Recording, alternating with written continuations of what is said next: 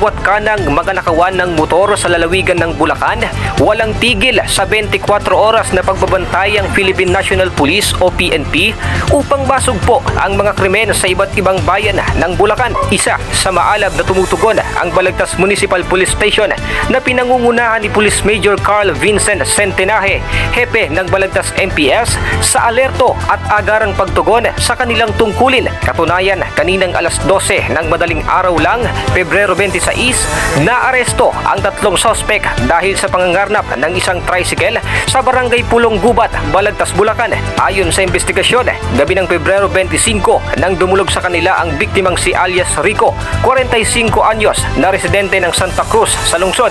Ayon sa biktima, habang naghihintay ito ng pasahero, 3 lalaking sospek ang dumating sakay ng isang motorsiklo at sa pilitang kinuha ang kanyang tricycle. Ang isa sa mga sospek na nakilalang si alias Josh ay naglabas ng patalim at itinutok ito anya sa kanya.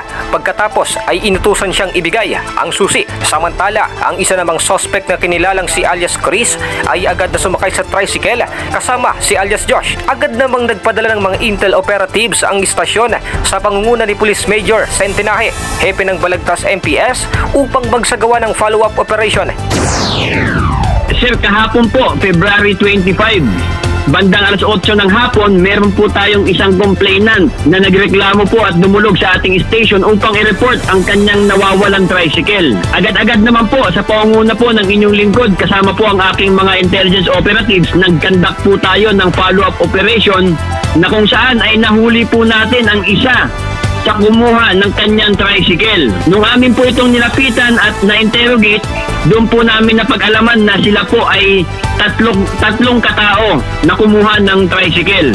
Una po namin ginawa ay nilocate na po namin kagad kung saan po nilagak o naibenta ang tricycle at ito po ay aming na-recover sa barangay Francisco Homes ng San Jose del Monte, Bulacan. Pagkatapos po ay agad-agad naman namin kinugis ang 2 pa niyang kasamahan na kung saan ay nahuli po namin ito sa barangay Mapulang Lupa ng Pandi, Bulacan. Nabawi na rin sa mga sospek ang ninakaw na tricycle mula sa biktima.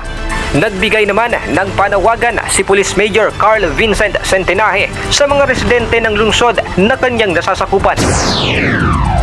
Sa ating pong nasasakupan, lalong-lalo na po dito sa Balagtas, kami po ay nagpapasalamat sa inyo pong active cooperation and participation. Dahil kung wala po yun, hindi rin po namin matutugis at mahuhuli kaagad ang ating pong mga carnapping suspects. Naanyayahan ko po ang lahat ng mga taga-Balagtas na kung kayo po ay may idudulog sa ating kapulisan, may problema o kung ano man po, huwag po kayong mag-atubili na lumapit at humingi po ng tulong sa amin. Agad-agad ito po ay ating aaksyonan upang masolusyonan po kung ano man problema ang inyo pong ilalapit sa aming istasyon. Mahaharap ang mga sospek sa kasong violation of RA 10883 o the new anti-carnapping law. Para sa RTV News, Warren Reyes, Romaragasa sa balita.